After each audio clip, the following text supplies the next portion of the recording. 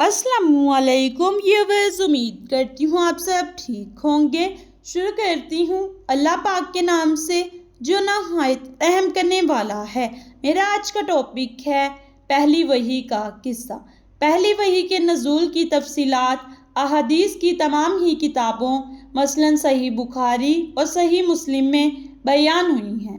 ان تفصیلات کے مطابق جب نبی پاک صلی اللہ علیہ وسلم کی عمر مبارک تقریباً 40 سال کی ہوئی تو آپ صلی اللہ علیہ وسلم پر ظہور نبوت کا آغاز اس طرح ہوا کہ آپ صلی اللہ علیہ وسلم کو سچے خواب آنے لگے۔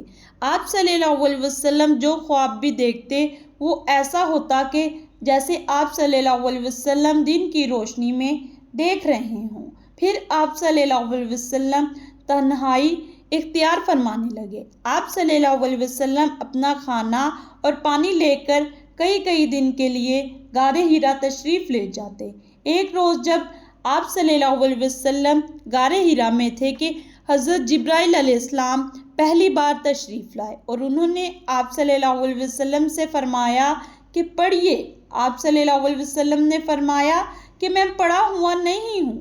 اس پر حضرت جبرائیل علیہ السلام نے آپ صلی اللہ علیہ وسلم کو اپنے سینے سے لگا کر بہت زور سے دبایا کہ آپ صلی اللہ علیہ وسلم کے لیے برداشت کرنا مشکل ہو گیا اور پھر چھوڑ دیا اور کہا پڑھیے۔ آپ صلی اللہ علیہ وسلم نے دوبارہ فرمایا کہ میں پڑھا ہوا نہیں ہوں۔ اس پر حضرت جبرائیل علیہ السلام نے دوسری مرتبہ آپ صلی اللہ علیہ وسلم کو اپنے سینے سے لگا کر بہت زور سے دبایا کہ آپ صلی اللہ علیہ وسلم کے لیے برداشت کرنا مشکل ہو گیا اور پھر چھوڑ دیا اور کہا پڑھیے۔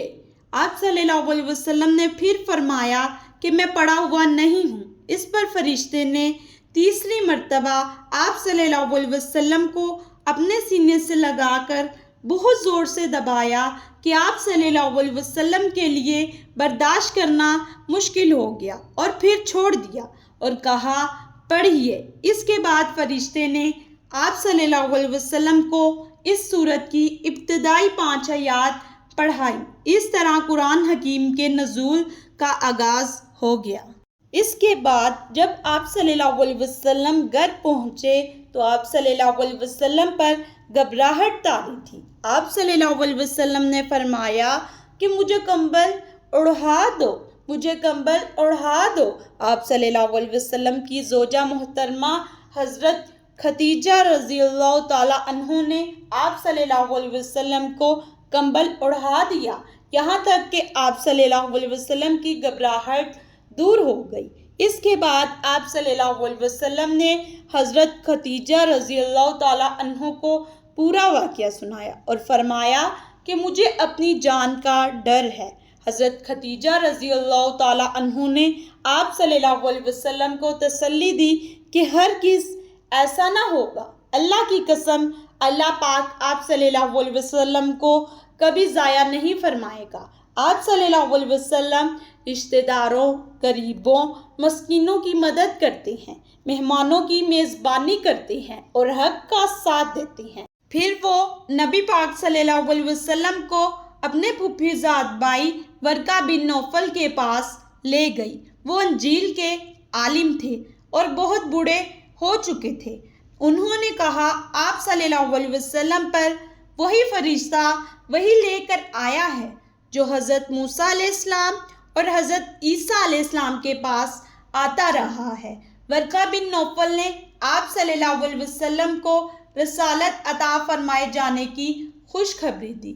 انہوں نے نبی پاک صلی اللہ علیہ وسلم کو یہ بھی بتایا کہ جلد ہی آپ کی قوم آپ کو مکہ سے نکال دے گی۔ نبی پاک صلی اللہ علیہ وسلم نے تعجب سے پوچھا کیا میری قوم مجھے نکال دے گی؟ ورقہ بن نوفل نے کہا کہ بے شک نکال دے گی، کیونکہ جب بھی کوئی شخص اللہ پاک کی طرف سے سچا پیغام اور دین حق لے کر آیا جیسے آپ لائے ہیں تو اس کی قوم نے اس کے ساتھ دشمنی کی اور تکلیف پہنچائی، اگر میں زندہ رہا تو آپ کی بھرپور مدد کروں گا، مگر ورقہ بن نوفل کا جلد ہی انتقال ہو گیا۔ سورۃ العلق کی ابتدائی 5 آیات قرآن حکیم کی پہلی وحی تھی جو آپ صلی اللہ علیہ وسلم پر نازل ہوئی۔